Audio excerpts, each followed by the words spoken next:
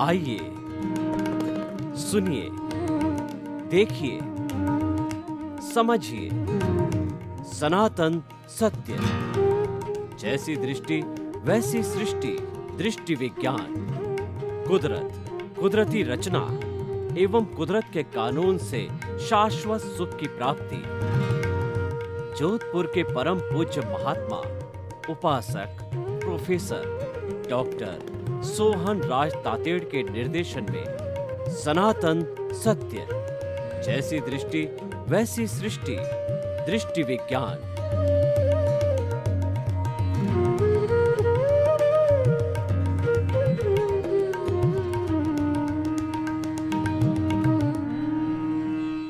ओम शांति प्रभो, जय शांति प्रभो। पार्श्वनाथ महावीर प्रभो। ओम शांति प्रभो, जय शांति प्रभो।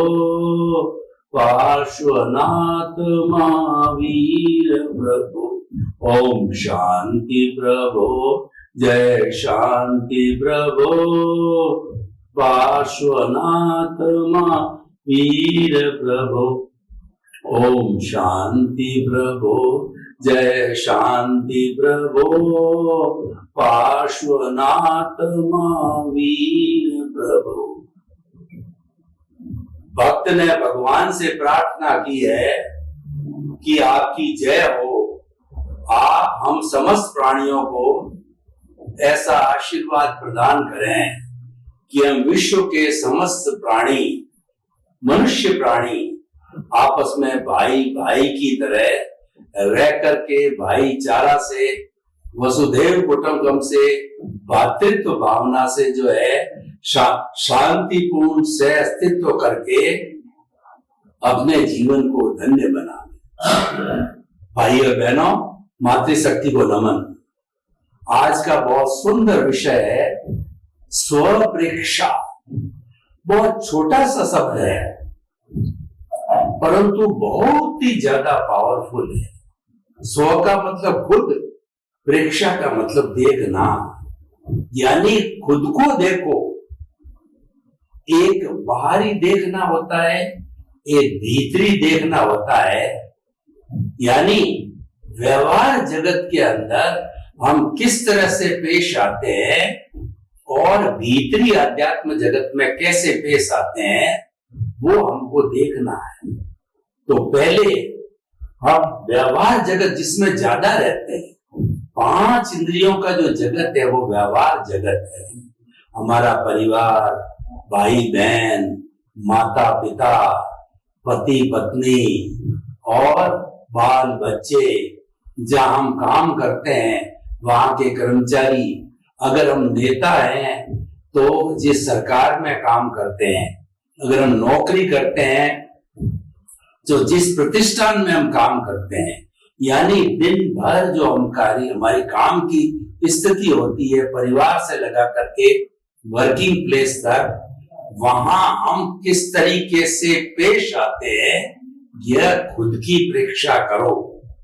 देखिए, प्रारंभ में जब सुबह हम सूर्योदय से उठते हैं तो ये देखो कि सूर्योदय होते ही या सूर्योदय के पूर्व हम उठते हैं या नहीं उठते हैं। क्योंकि कहा गया है कि early to bed and early to rise is a sign of good health. अगर आप अच्छा स्वास्थ्य रखना चाहते हो तो हमेशा एक नियम बना दो कि सूर्योदय या सूर्योदय से पहले उठा जाए। ब्रह्म मुहूर्त में जो लोग उठते हैं 5 बजे 4 बजे, उस समय के अंदर पॉजिटिव एनर्जी हमारे को कॉस्मोस से मिलती है।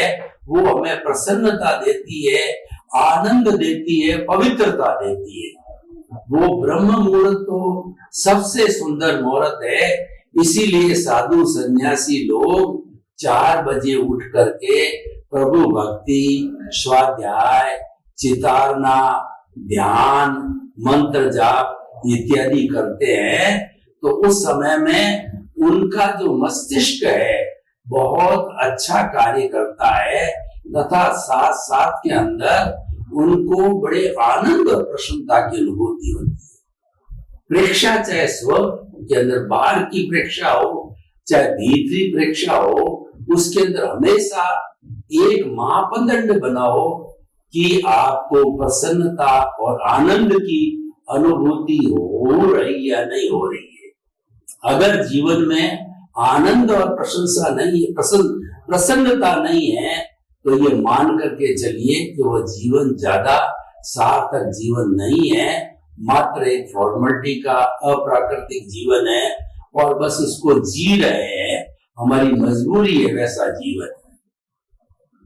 तो ये चीज, ये एक लाइफ स्टाइल का अंग है, जो बाहर की जीवन को देखना, अपने खुद को देखना, ये जो है एक लाइफ स्टाइल का अंग है। दूसरा ये है कि जैसे मैं अंगुली कर रहा हूं, अंगुली का अर्थ यह है कि मैं किसी को दोषी देखता हूं, माता को, पिता को, पत्नी को, बेटे को, पोते को, पोते की बहू को, कर्मचारी को, दूध वाले को, किसी को भी दोषी देखता हूं, तो ये मेरी बाकी की 3 अंगुलियां और चौथा अंगूठा मेरी तरफ ये कहते हैं कि तुम्हारे में तो उससे 4 गुना अशुद्धि या दोष भरे पड़े।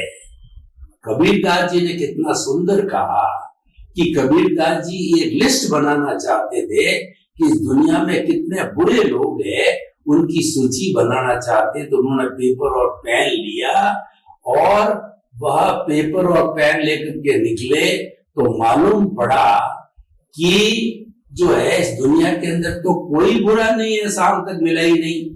फिर उन्होंने अंदर मेडिटेशन किया और उन्होंने कहा कि बुरा जो देखन मैं चला, बुरा न मिलिया कोई, जो दिल खोजा आपना और मुझसे बुरा न कोई। यानी मैंने बुरा ढूंढने की खूब कोशिश की, नहीं मिला, लेकिन भीतर मैंने झांका, मेरे जो है अंतस्थल में मैंने झांका, अंतःकरण में मैंने झांका, तो मुझे मालूम पड़ा कि मेरे भीतर तो दोष ही दोष भरे पड़े।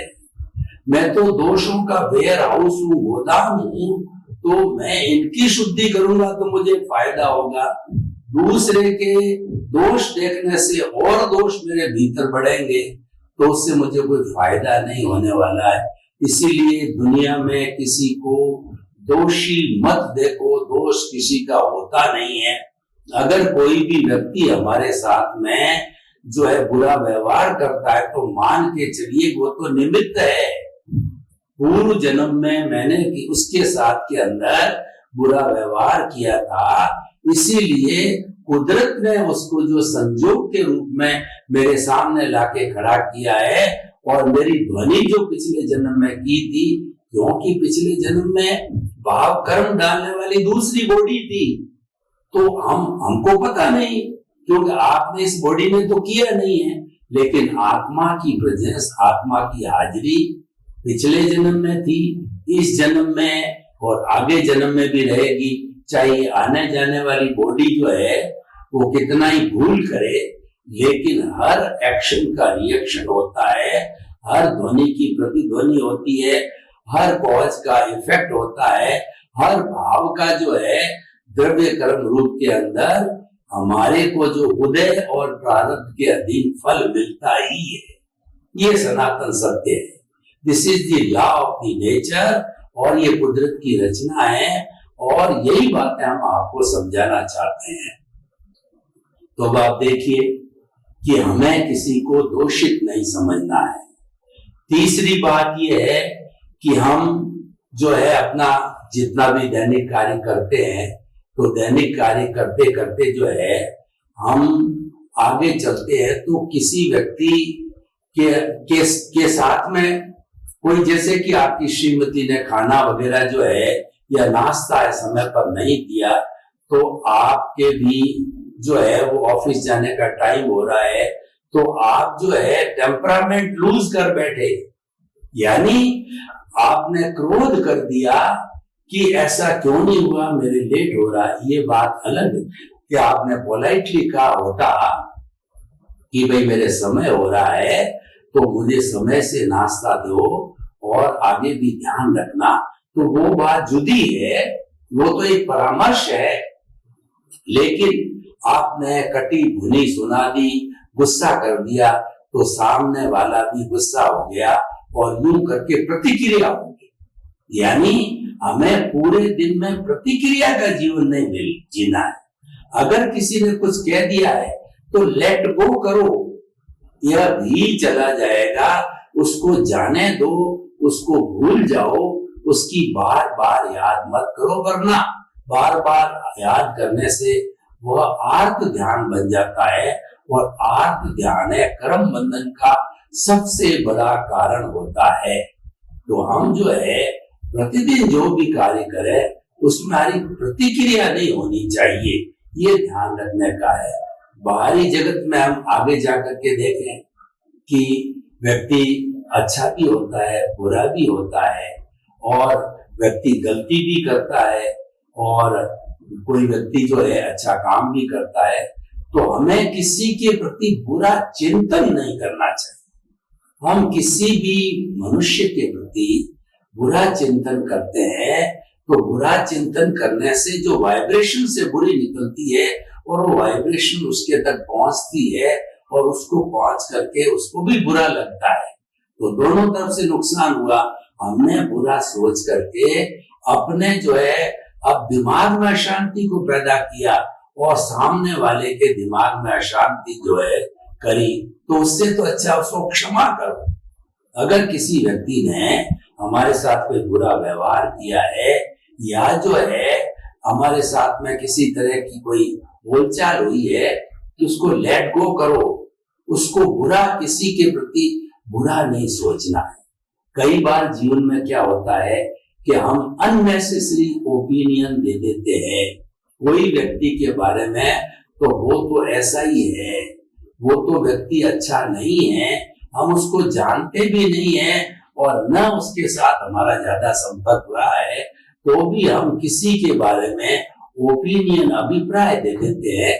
हमको किसी के बारे में ओपिनियन अभिप्राय देने का अधिकार नहीं है, क्योंकि हर व्यक्ति अपने अपने कर्मों के अधीन जीता है और उसको कर्मों के द्वारा ही अच्छे और बुरे रिजल्ट मिलते हैं। तो उसको जो है हम अभिप्राय ओपिनियन कैसे दे सकते हैं? नहीं दे सकते, अधिकार ही नहीं है उसके।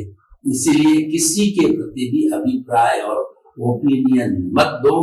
ये स्व परीक्षा का बाहरी भाग है, यानी भीतर के अंदर हमारा जो चिंतन है, भीतर में जो भाव है, वही विचार और वही आचार और वही व्यवहार बन करके बाहर आता है। तो बाहर का जो हमारा व्यवहार है वो भीतर का रिजल्ट है, भीतर कारण है, तो बाहर हमारा कार्य है, वो कार्य रूप के अंदर इफेक्ट के रूप में परिणित होता है। तो मूल तो हमारा भीतर ही है, लेकिन बाहर हमें अपनी परीक्षा कर लेनी चाहिए कि बाहर हम जिसके साथ में व्यवहार करते हैं, हमारा we should be man of the commitment.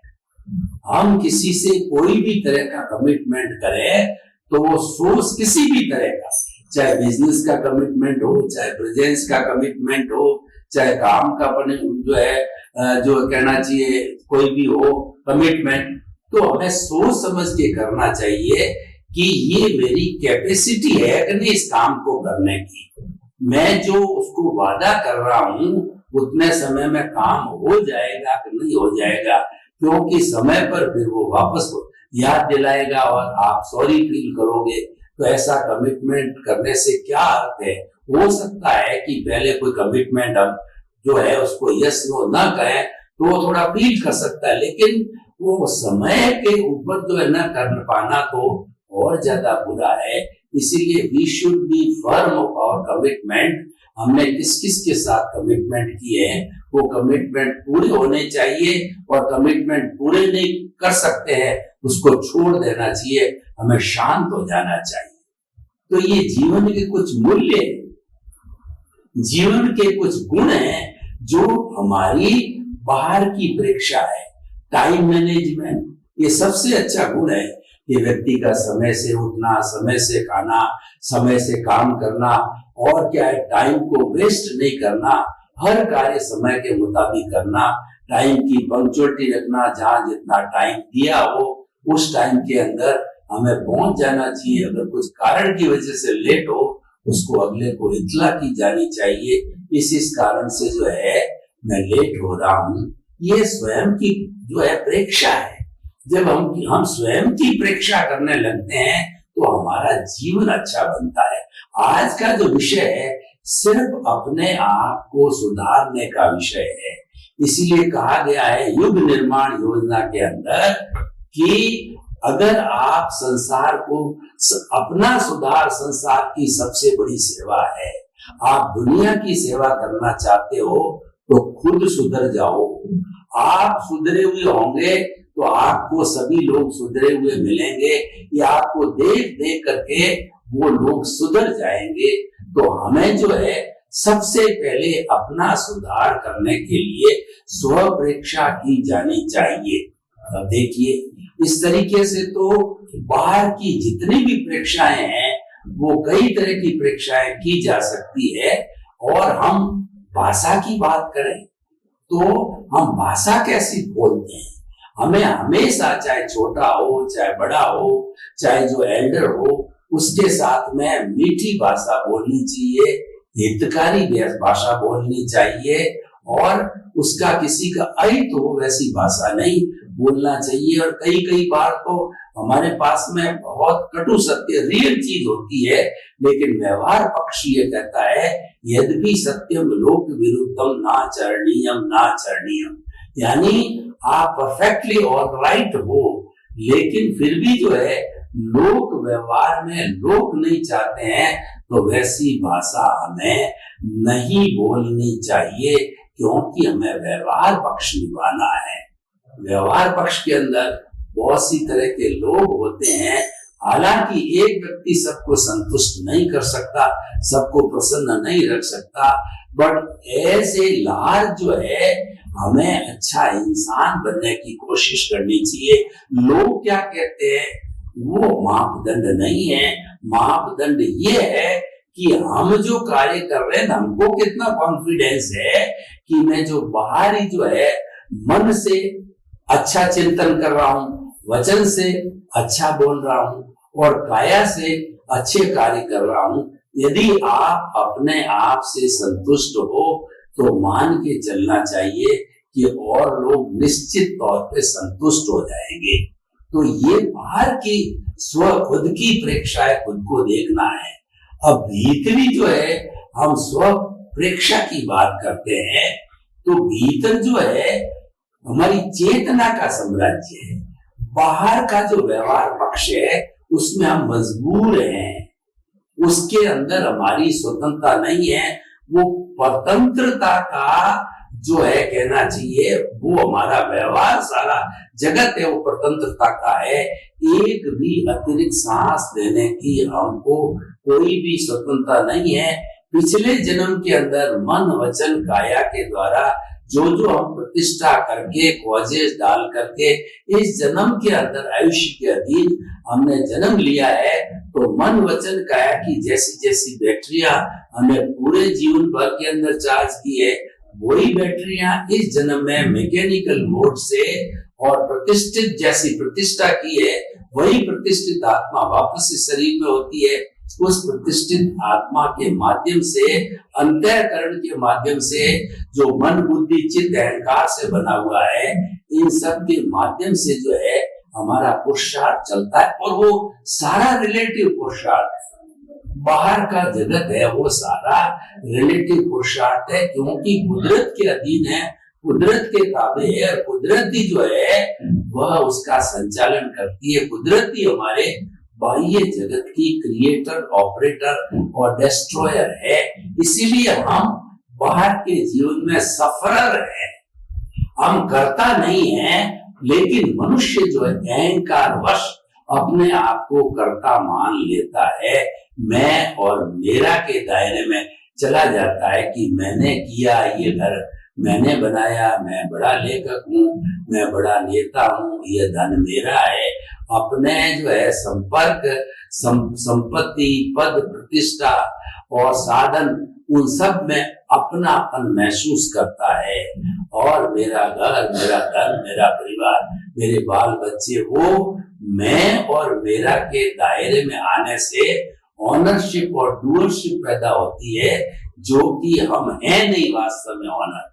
हम तो we are the guest of the nature, हम इस कुदरत के मेहमान हैं। अपना रोल यानी अपना मन वचन काया रूपी ये शरीर पिछले जन्म के भुगतान, पिछले जन्म के कर्मों के भुगतान के लिए मिला है, तो हम इस नेचर के गेस्ट रूप में वो भुगतान पूरा करके आयुष्य के अधीन पुनः जो है यहाँ से जाकर के नई जगह में जन्म लेते। We are the only guest and suffer of the nature, nothing else. ये तो बाहर के जगत, लेकिन जो भीतर का जगत है वो हमारा रियल पुरुषार्थ है, वो हमारा दृष्टि विज्ञान है कि वहां हम बिल्कुल स्वतंत्र है। वहां हमारे पे कुदरत का कोई कानून लागू नहीं होता है, जड़ का कोई भी कानून जो है चेतन पे लागू नहीं होता है। चेतन एब्सोल्यूट स्वतंत्र है, यानी इसीलिए उसको रियल पुरुषार्थ कहा गया है कि आप भाव कैसे डालते हो। भाव डालने की स्वतंत्रता है कि आप किसी के प्रति बुरा विचार करते हो या अच्छा विचार करते हो। आप बुरा भी कर सकते हो, अच्छा भी कर सकते हो, और जो आपने जैसा जैसा बीज वपन किया है वैसा वैसा आपको फल मिलेगा। As you will sow, so will you reap. जैसी करनी वैसी भरनी, ठीक है ना। तो आप अपने अंदर के भावों में स्वतंत्र हो और उस स्वतंत्रता का आप सदुपयोग करो। सदुपयोग क्या है कि जो भीतरी जगत है वो चेतना का जगत है, वो अपने खुद का जगत है, उसकी पहचान करो, क्योंकि वो स्थायी जगत है, वो हमेशा आपके साथ में रहने वाला है। चेतना पहले थी, आज है और आगे रहेगी। अनादि अनंत काल से जो है इस चेतना में कोई अंतर नहीं आया है। ये मूल स्वरूप में जो मुक्ति का स्वरूप है, अनंत ज्ञान, अनंत दर्शन, अनंत शक्ति, अनंत सुख का जो धाम ये बना हुआ है, वो आज भी एज इट इज है और आने वाले समय भी जो एज इट इज रहेगा। इसीलिए उसकी भजना करो, उसके संपर्क में रहो और जो है उसको आप रिझाओ और उसके गुणों का गुणवाद करो। यानी जितना जितना चेतना के करीब रहेंगे, और क्योंकि चेतना जो है वो संपूर्ण गुणों वाला है, वो अजन्मा है और वो टंकोत किरण है, वो अव्ययवाद है। ये हरि अनंत, हरि कथा अनंत, यानी भीतर जो हरि है वो अनंत है।